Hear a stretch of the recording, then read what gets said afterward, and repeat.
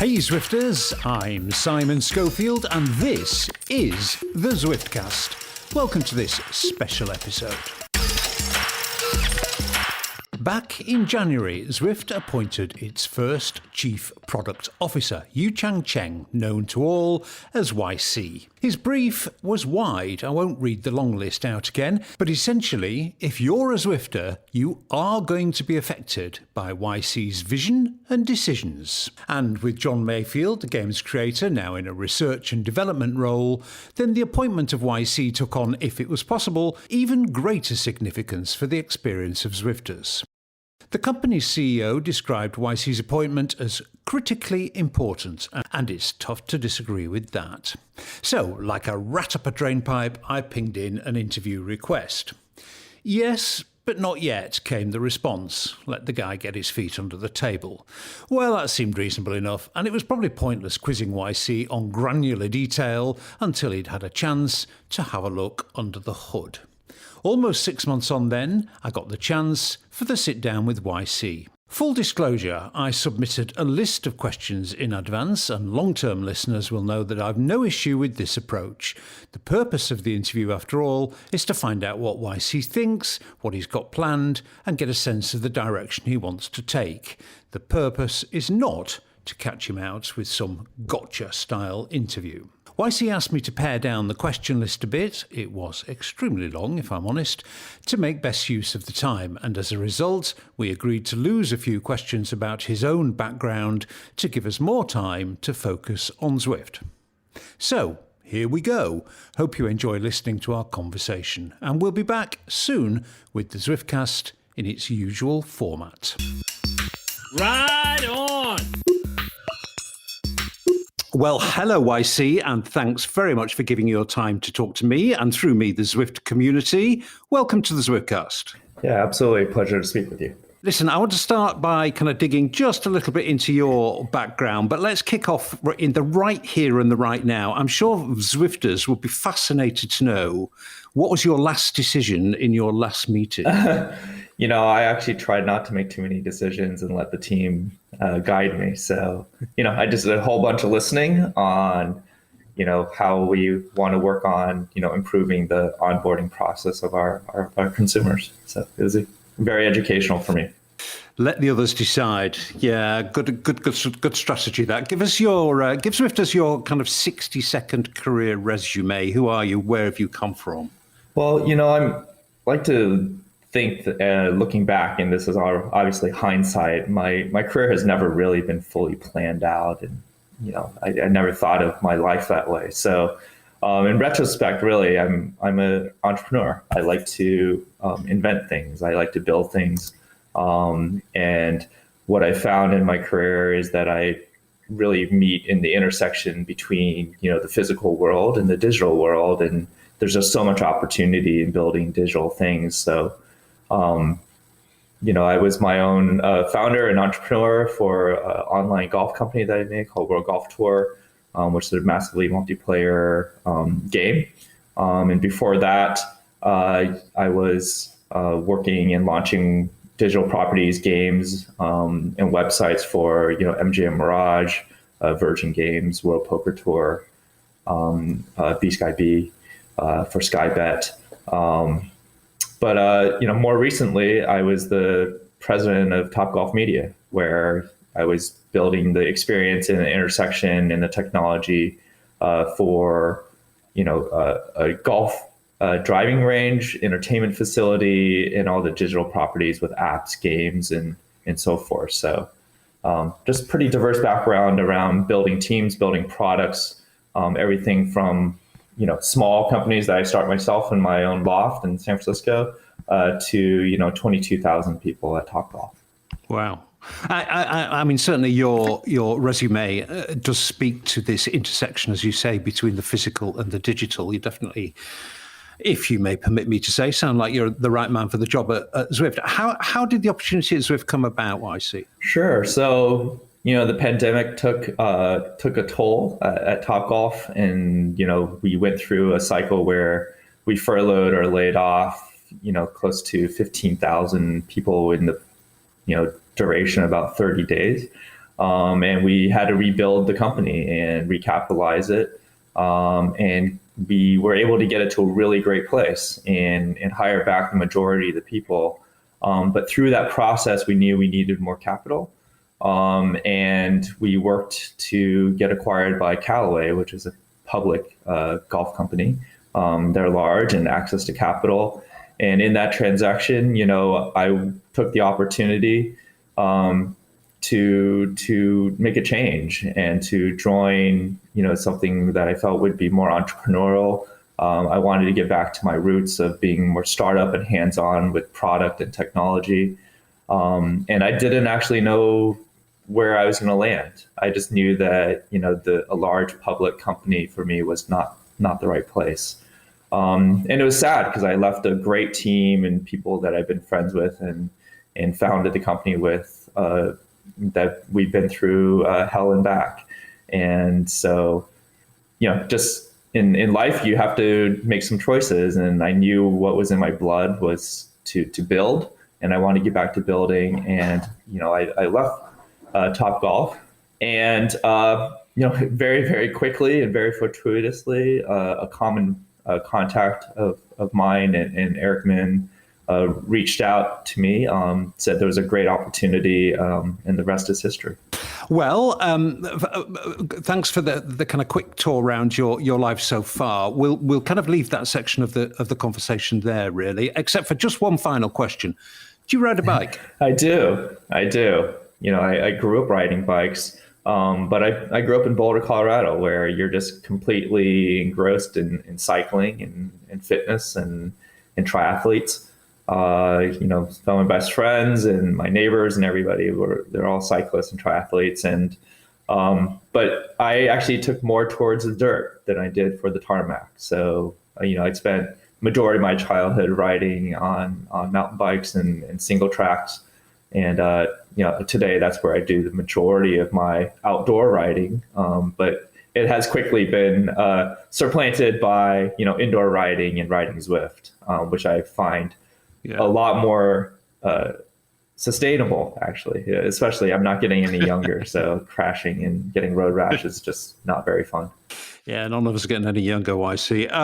Well, maybe your dirt background will give us a clue as to what direction you might take Zwift in, and that's kind of where I'd like to go now, actually, which is sort of your strategy and your vision for this very senior appointment with massive areas of responsibility. I mean, you've been in post now for a few months. Have you identified the kind of changes you'd like to make? I mean, we'll go to the kind of very specific areas of interest to the community shortly. But broadly, have you identified areas where you think the company needs to change the way it works? Yeah, I think that the first is just a very clear and intentional understanding that change is inevitable. And that, the company needs to evolve, the product needs to evolve, and that, we cannot stand still. And in that is an inherent level of risk, a level inherent of unknown, and challenges. And so, where I come in and where I think that I have made some focus changes is really to support the long term. And, to really be able to take the time and have the experience to listen to the community, gather the information about how the product is performing and where we think the opportunities are, and to plan that out over time. And, a big thing that I've asked the team to do is, I've known they've cared a ton about what the community thinks. Most of them are all Zwifters, and they were Zwifters before they joined, Zwift. But yet they cared, but we weren't being, maybe as effective as we could. And so the idea is to increase our effectiveness for the long term while partnering with, the community and understanding what we can do. And that's really the big the change. Yeah. That phrase long term will strike terror into the hearts of some Zwifters over the kind of pace of change that happens at the company. But we will get into that later. I'd like to try and kind of take this a little step by step. The press release announcing your appointment used the word accessibility and innovation for existing Zwifters to the game. I mean, we all know how press releases are written. You know, they can't go into a huge amount of detail. But what did those two things mean, YC? Yeah, I can just say from a personal standpoint that, something that is near and dear to my heart is to be able to bring, a sport or activity or experience to more people, to make it more accessible, to make it more inclusive. And that's one of the reasons why I joined Zwift. I was fortunate enough to be part of the transition in golf where, the sport really started embracing inclusivity and accessibility. And, I think both sports have an issue with, the price point at which to enter and to really excel. And it's also a whole set of cultural barriers, biases, and sort of, unfortunately, parts of it have, a form of elitism to it. And what I love about Zwift is really that anyone, anywhere can Zwift. And what we want to do is to make it more accessible. We want to embrace that, sort of like democratize the activity. And you can see how Zwift is doing that, with our, attempts at, celebrating things like Pride, our support of Tour de Femmes, and other things that you see us do with minority cyclists or, our policy around bringing children to cycling and Zwift. And just generally, we want to make it easier and more accessible so that we can grow the overall activity of cycling in the sport, make it more welcoming and make it feel like people really belong. I mean, that's part social mission, isn't it? That's part social. And not only is it part social mission, it's kind of taking on the long-standing culture and traditions. And when I say culture and traditions, I don't mean to condone those, but, the traditions around cycling, they do kind of revolve around elitism and exclusion to an extent. I mean, it's been a pale male snobby sport for a long time. Can you really seek to change that? I sure hope so, because that's one of the things we wake up in the morning and hope to make better. So we're very intentional about that. And we also know our part in it, in that, it's not easy to use Zwift, right, to get on board. And there's a myriad of configurations and things that you need to learn. There's a whole language and lexicon that is very intimidating. I've been at Zwift for a bit now, and to be very honest with you, it's such a complex product with so much to give and so many nuances and so many different ways to use it that, I don't even know all of it. I have to rely on a whole team that has been living and breathing it for a long time. But what it does give me is a perspective on how to simplify it, how to make it more intuitive, so that, anyone could try to pick it up and go. And if we can achieve that and have people be more comfortable with cycling in a more safe environment where they do not feel like they're being as judged, or they can make mistakes and ask questions and be okay, then I think we can help grow the overall sport and change it. No, well, I think people will certainly recognise some of those things. There is a view, though, I see, that in seeking to widen accessibility, and I don't specifically mean the kind of social mission stuff, but in seeking to widen accessibility in a more general sense, going after what you might call casual fitness people rather than hardcore cyclists. And I know I'm lapsing into the language of elitism, but, that's how cycling is described, and that's what people understand. There's a feeling that the kind of hardcore cyclists will lose out because you're widening accessibility and going after the casual fitness people, that you're prioritizing growth over development. How do you respond to that?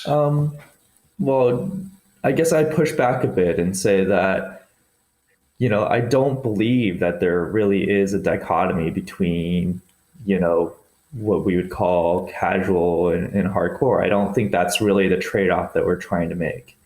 And I also don't think that we have to choose between growth and development. And that, a big part of the hard work that Eric and team have done to raise the money and the capital and now to build the team and bring people like me on board is that we should be able to do more things. We should be able to not have to sacrifice as much.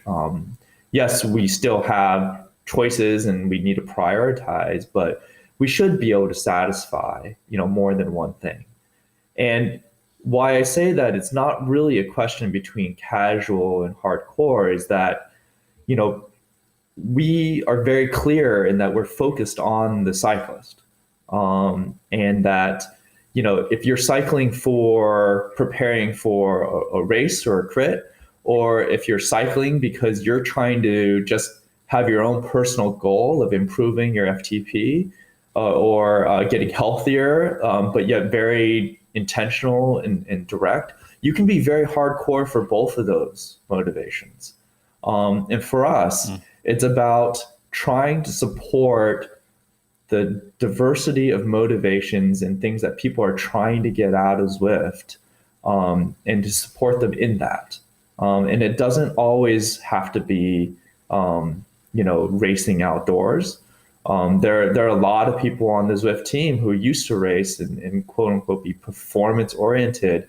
And when I talk to them, I go, "Oh, so are you not performance now because you don't race?" Their answer is absolutely no. I'm still very, very competitive. I'm still very, very performance oriented. I'm still very hardcore.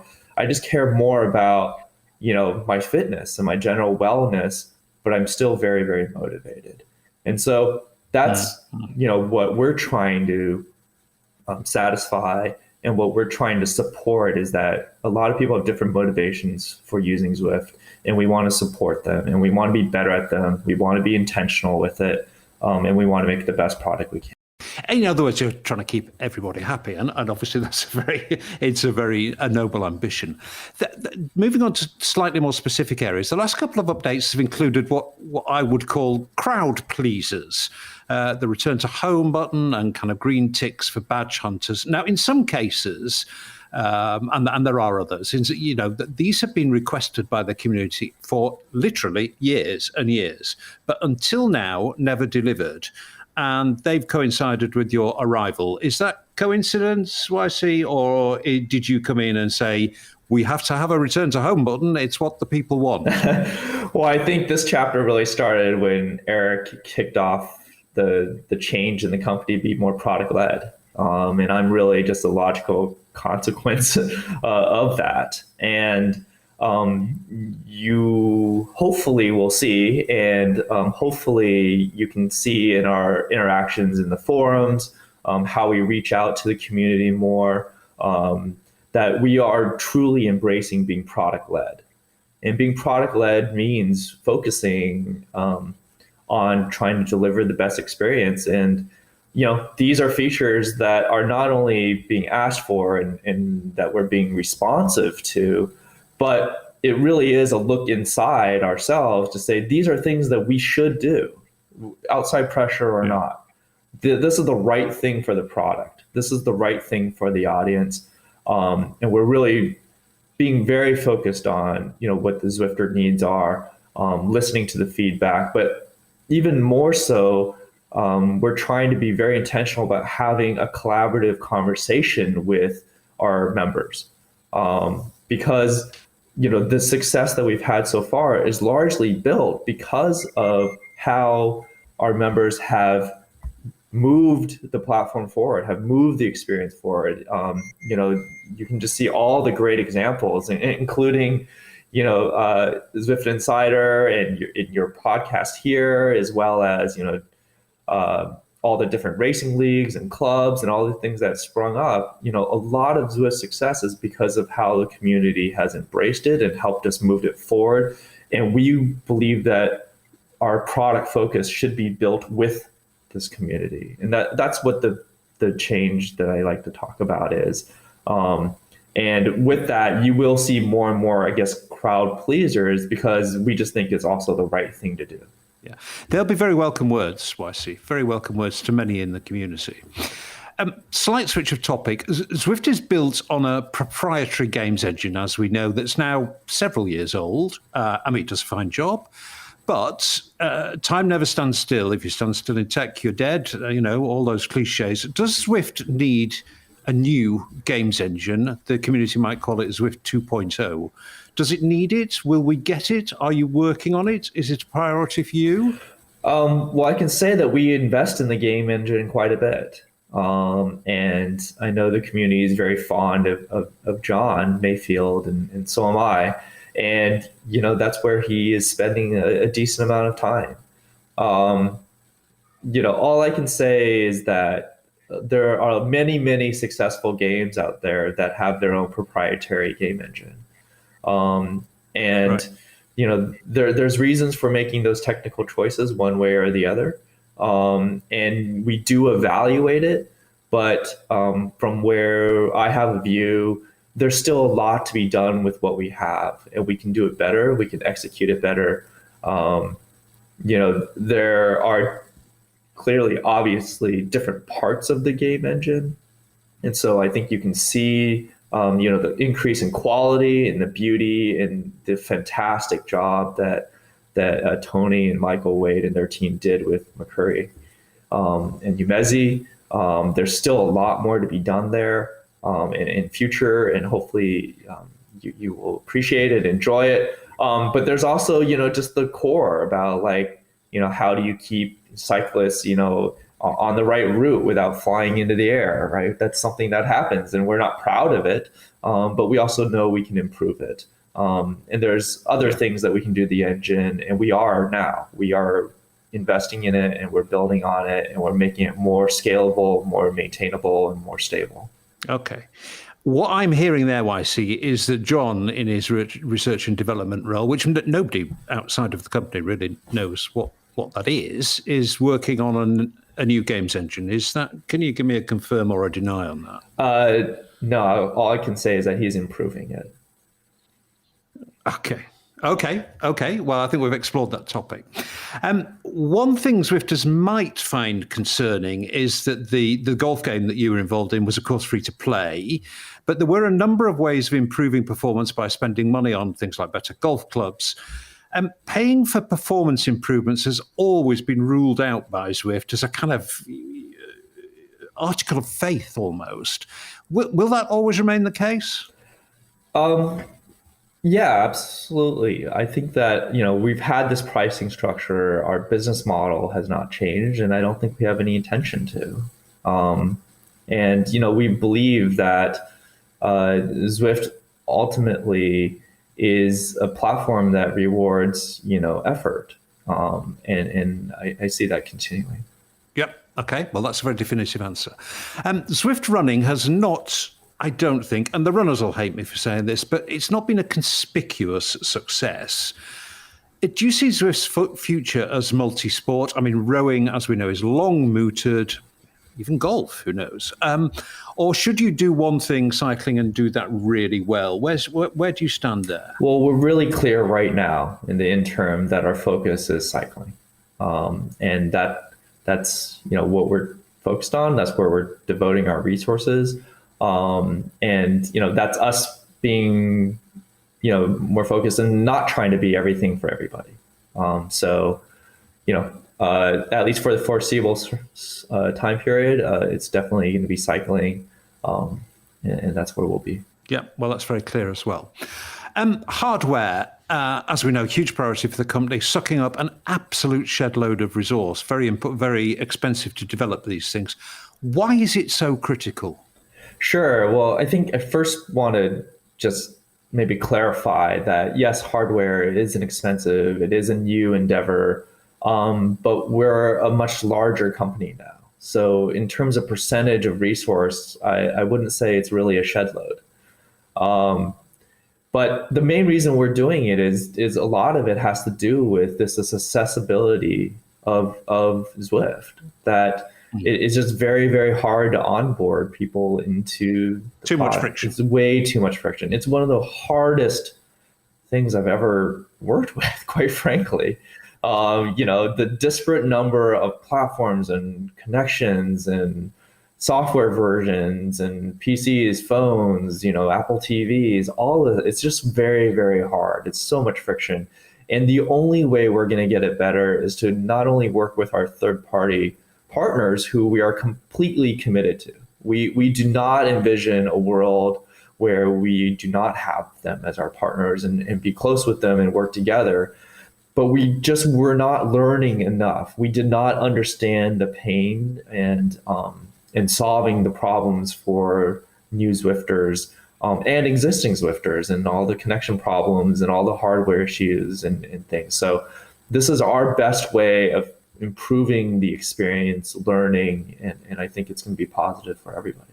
Yeah, I mean, it's an answer that will surprise no one, but good to hear that the aim is improved accessibility. Zwift is not an easy one. Eric Minors used to say it shouldn't be a research project, and for many new Zwifters, it still is. YC, even the most dedicated of Zwift fanboys would perhaps struggle to describe the company as agile or nimble.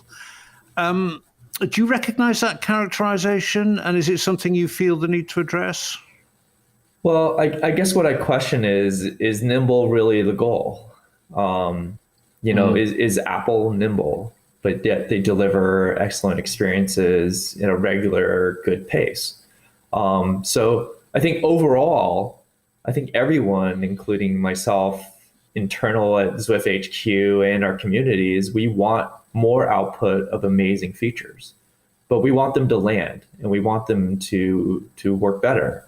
The big change that is not unique to Zwift is that when you're smaller and you have less consumers and you have less at stake, you can make a lot more mistakes and people are a lot more forgiving, because it's more of a camaraderie going on when you're a younger startup. And unfortunately, Zwift is at a point where the mistakes we make are more scrutinized, which causes us to take less risk. And think things through more. And in addition to that, things are way more complicated now because it's not just one system, but it's hundreds of systems layered upon each other. And there are often consequences to changes or things that we make that were not anticipated. So we're trying to take more time to think through those. We don't have all the answers, so it's going with and working with the community now to think through those better. But it's going to take longer to land. Not only that, but we do have a little bit less appetite to be brave and make mistakes. So what I do ask is the community to hopefully be a little more charitable and forgiving, that we are trying to do the right thing. We will make mistakes, but that is in the vein of trying to move it forward and trying to improve. And the reality is that we are trying to do a lot right now. And in order to do that, we had to onboard a whole bunch of new people, including myself, who will make a lot of mistakes because we just don't know everything. But that will change over time, and we will get smarter and we will learn, and hopefully we'll get to a point where we will have more output. And I'm actually seeing it already, that our velocity of development and new features is improving since last year, and I'm very optimistic that you're going to see great things come out of this company. So what I'm hearing is you saying you'll continue to be cautious in the pursuit of excellence, and that maybe being nimble and agile and fast is not a good thing. And I think there are people who, if they sit in the community, if they sit down and think about that, would recognise the value of those thoughts. But recruitment of talented developers for the Long Beach, I mean, it's long been known, YC, to be an issue, all kinds of reasons, but I don't think we really need to explore them again. But it's known to be an issue that hiring very talented people to work on the game on the west coast of America is tough. Has this improved? And if it hasn't, or if it stayed the same, why doesn't Zwift simply not offshore some development, as so many other successful software companies do so and do very well? Yeah, I would say this is where, again, we're ambitious and we want it all. So with the team that we're building and the success that we're experiencing and the great mission that we have to help more people be more active more often, recruiting has dramatically improved. We are getting excellent talent. I work every day with very, very smart, capable people, and that team is only growing. In the last 12 months, we've increased by over 200 people. And Wow. we continue to add that, and you can imagine the effort it takes to find 200 great people, but also to teach them all the intricacies about Zwift. And a lot of it is that we have a great development culture now, where we really want to empower people to find solutions. We give a lot of autonomy, and we internally we do allow people to fail fast.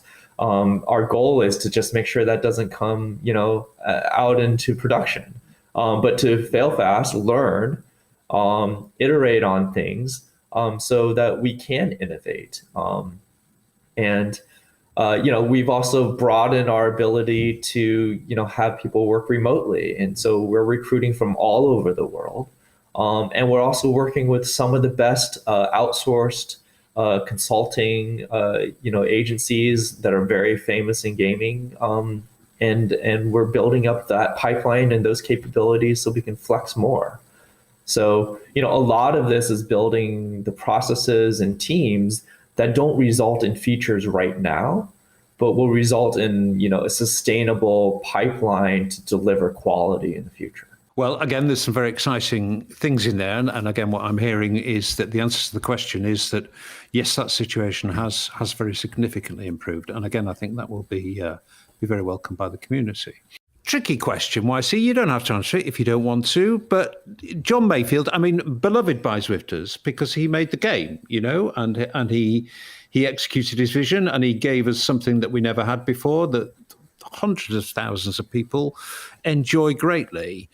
And you've come in, and if you look at the turf, your turf and his turf, or what used to be John's turf and is now your turf, you could see that working relationship could be one that needed a little kind of caution around it. How do you get on with John? How does that work, your relationship with him? Well, I think it's really healthy. John has been extremely gracious and welcoming. It helps that he and I both have a love for Zwift, a love for exercise and performance, and a love for cars. And he's still very, very much involved day to day.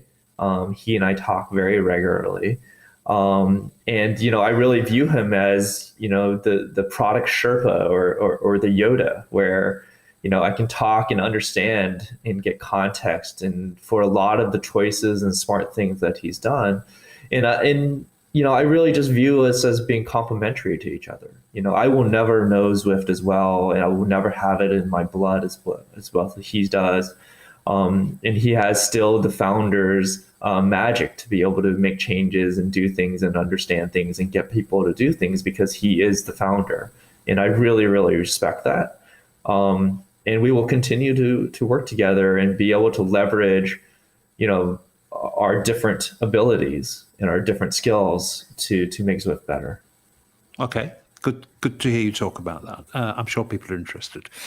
Moving on, YC, to kind of slightly more specific community concerns, I've called this section of the interview, but these are the kind of things that you do see cropping up on a fairly regular basis, not from everybody in the community, but perhaps from those Zwifters who've been around a while and maybe expect a little bit more from the product than the new people who are still in that discovery phase. But, those people are important to Zwift and always have been. They, as you referred to earlier, kind of helped you build the company. They're great ambassadors. So, some people may characterize them as just kind of moaners, but actually some of the things they say I do feel are quite important.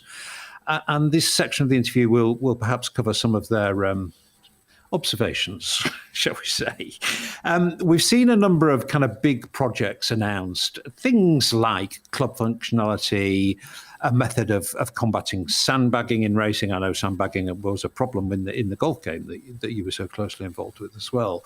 Racing and steering and several other of those kind of like big projects. They're kind of announced, and there's like an MVP, and then they stop.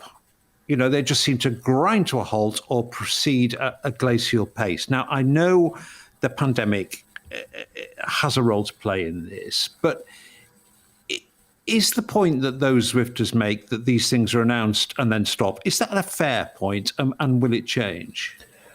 Well, I think it is a unique moment in time, right? So part of it is the pandemic where,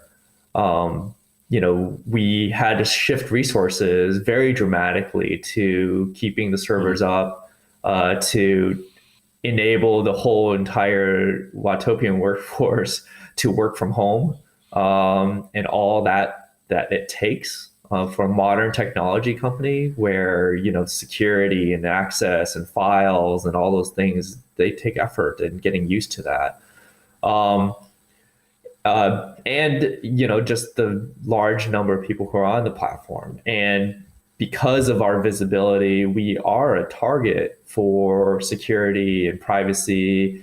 And, I think you can see a lot of the things that we've done, which may not be fun consumer features, are to make the service better and more mature at the scale we are. We take privacy and security very seriously. So those are all things that we've had to do, and it did slow down the progress. But what I also want to clarify, though, is that a lot of things are in the bucket of future works. And there is a huge and even larger growing chasm between what a prototype future work project is and what is actually a sustainable full rollout of a product and a service. So, I can take Pace Partners as a great example that, it first initially was a prototype that was running on someone's basically a laptop. And you were all probably wondering, why are Pace Partners disappearing? What is going on here? Why isn't this reliable? Why aren't they acting kind of the way that I think they should act? And that's because it is a prototype. That is the part of us which is being innovative and being nimble. And the community benefits from that. And you get to see something that's great. But then to take that and to move it into something that is long-term and sustainable and hardened takes a massive amount of work at the level that we are now. So let me just stop you there, YC, if you don't mind me just interrupting you, because Pace Partners is a classic example. I mean, not all FutureWorks projects have been big hits, but Pace Partners were super popular right from the start. I mean, just everybody loved them, and I think they remain very popular, and they meet a real need in the game. And I think what some Zwifters see is, well, hey, they've got a hit on their hands here, but they're not doing anything with it. It's not developed. They're not available on other worlds. There aren't different levels apart from the four basic ones. There's no kind of more sophisticated interactivity with them. I think that's a really excellent example of something that is introduced to the game, is instantly popular, and then it just stops. I mean, are you just saying that it's really, really hard and takes a really, really long time to make Pace Partners do more? Yeah, absolutely. So, to move it from running on someone's laptop into a secure, reliable service, in the cloud that integrates with other parts of the game that allow it to be expanded, to allow the code to be maintained and developed on by more than one person, that takes a long time. And not only that, but we take some time to not just add features to Pace Partners, but to really understand how the community is using it, so that when we do the next iteration, it can satisfy, more things. So behind the curtains, development had never stopped on Pace Partners. It just, we haven't released it yet because we're iterating on it trying to find the right solution and implementing it and getting it out to a place where, it can be sustainable. So, and it's going to work, and it's going to work and work reliably. That's right. Yeah. And okay. So okay. No, well, it's a good answer. I mean, people will say, "Why not faster?" And you say, "Because it's really hard and takes a long time to get it good." And that's it's a good answer. And that's I guess the kind of communications that people would perhaps like to hear a little more of from Zwift. But don't get me going on communications. That's another whole issue. Let's talk about racing, particularly at community level. There's a feeling, again, it may well be a minority feeling, but there's a feeling that at the pro level, racing serves Zwift's marketing purposes extremely well. That whole relationship with the tour and advertising around the Grand Tours and putting the pros on Zwift. And I know some of that happened organically, but pro racing has always been good for Zwift. Pro riders have always been good for Zwift.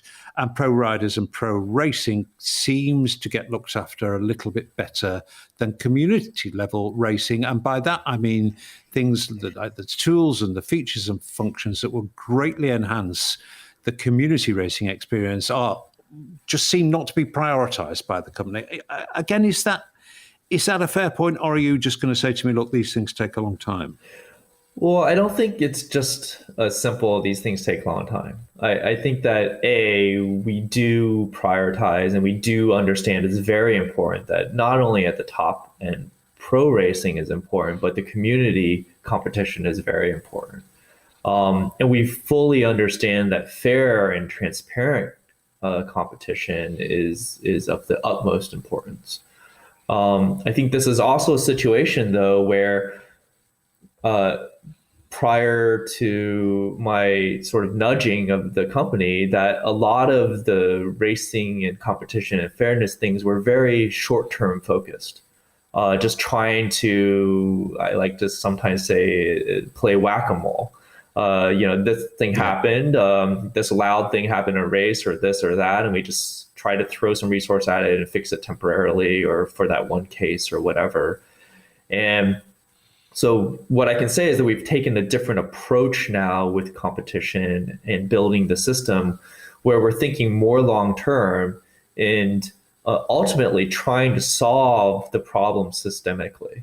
And that's just going to take a whole lot more work. But it did take a while for us to really understand what the right solution is. And for us, I can say that we're moving more towards a system that a lot of people had theorized and written long articles on, and trying to be much more focused on outcome-based categorization. And that's just going to take more time for us to implement correctly and to understand. And we're having active discussion in our forums about this. And I just do want to take a moment, though, to point everyone to the forums. I read them every day. Our product managers read them every single day. That is the best and most constructive place to have constructive conversations. And we really appreciate when the community is helping us solve problems, on the forums. And competition has some amazingly great threads, and you can see exactly what we're thinking and doing there. That's a good tip. If you want to get listened to or heard, Zwifters, head for the forums. The new map, YC, I mean, it is undoubtedly both beautiful and popular. It's probably the most beautiful thing that Zwift has ever done. And again, a big hit, I think. And again, this is such a minority of people. But the reason I ask the question is because I think there might be some kind of directional undercurrent to this. But the people who ride Mercury on really high-end gaming machines, and these are some of your most dedicated customers. They spend money to get the best possible experience. These kind of people are reporting that their frame rates have dropped from 60 FPS to 20 FPS on the Mercury, and guys who I respect, I can't compete with them on a technical knowledge basis, but to me, they look as though they're doing some pretty robust testing. And their suspicion is that the new map is built to make it run really well on low-end devices, and that's at the expense of the high-performance, high-end machines. it's an awful phrase, but can I call it dumbing down the experience for the most dedicated to enable the most casual to take part? Is that a horrible thing to say? Is there any truth in it? Is it a fair point? I would say that it's some detective work that may not lead to the right conclusion. So okay. So the Mercury map in Umezi, absolutely from day one was designed to push the limits of performance. And the reality is that we had very long discussions and we knew that what you like to refer to as potatoes would suffer.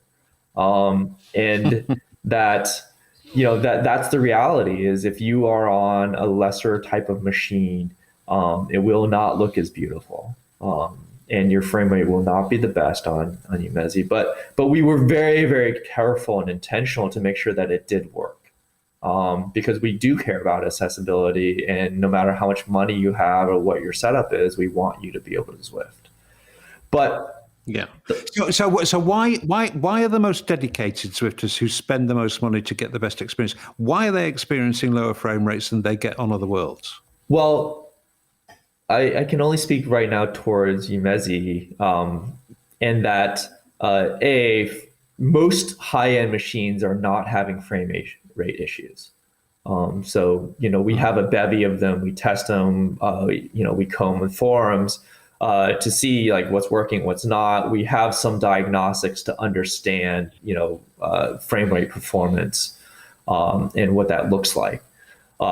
What we do know is that, and we have an inkling that the way that we have written and deployed certain things within this world, graphically speaking, it does work better on some high-end graphics machines, and other high-end graphics machines may have an issue with it. Right. Okay. And it's just the way of handling it. It's not the overall performance. So again, my best advice is, and we are trying to chase this down. We have people trying to understand this. So go to the forums, post your setup and post your frame rate, and screenshots and things like that are most helpful so we can actually see. And we will do our best to then optimize our code for specific types of setups. Yeah. Okay.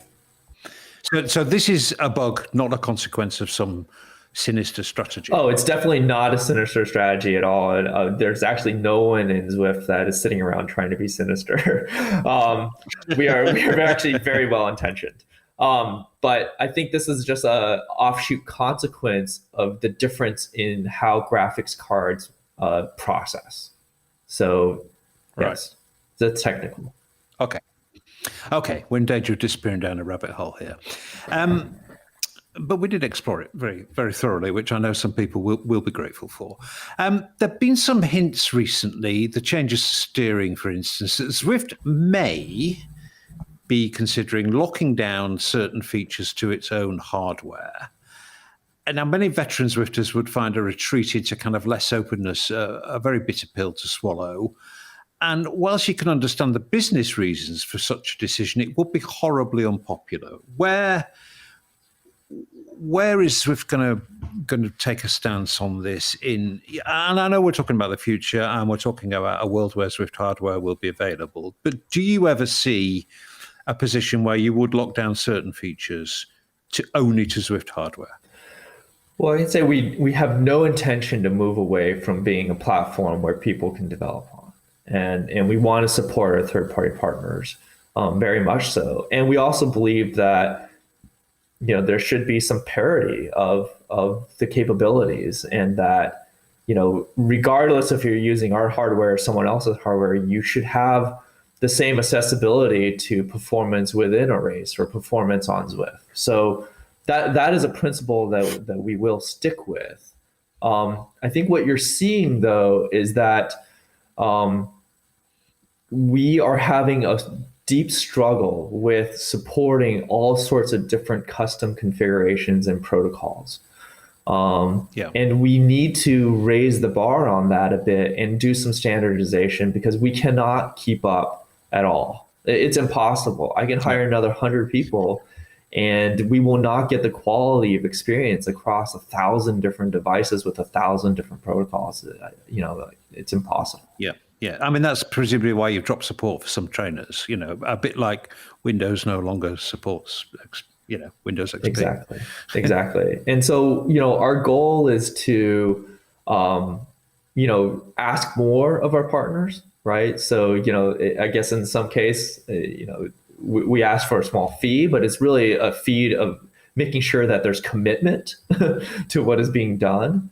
And we are working with our partners to understand sort of like what new features are coming and how can we standardize those ahead of time. Steering is a good example that we didn't do that. And now we're in a very, very difficult position of trying to support it. And we keep ruining it and breaking it. And no one likes to be in that world. So we're just trying to figure out what a better solution is long term. Yeah. Okay.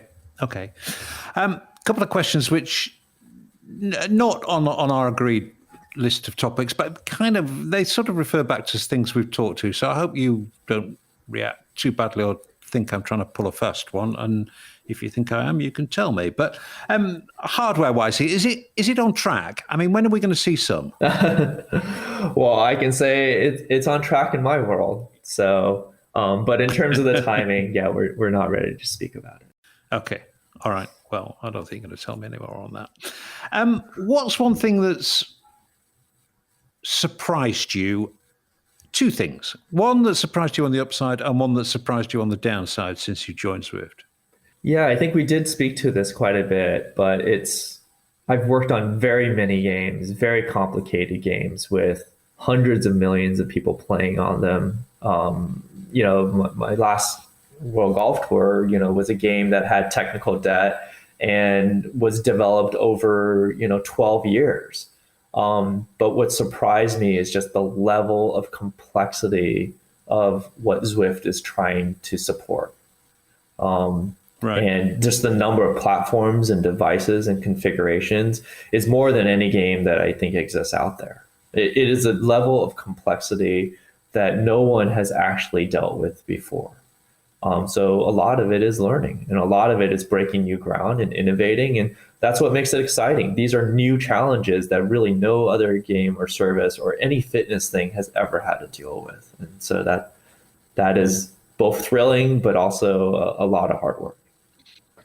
I was going to say that's one answer to two questions because I think that's probably both the downside and the upside surprise for you. Maybe. Yeah, absolutely. Final question, YC. Golfers or cyclists? Which is the most demanding community? I say that everyone is actually really pretty passionate and highly technical and very nuanced. But yeah, I'm kind of hoping, at least for me, that cycling is the new golf. So we'll see. You very carefully didn't answer that question. Listen, it's always great when I do these interviews, because there's great insight comes. And, I sometimes think, and on the podcast we say this a lot, we do think that perhaps the company has not yet found the correct way of having this regular dialogue with the company. I mean, do you agree with that or not? Or do you think that, this is now happening properly in the forums? I would say that there's always room for improvement. And we have not done a great job of having dialogue, I would say. We communicate, we say things quite often, and we're actually quite transparent about it, and we say things pretty frequently.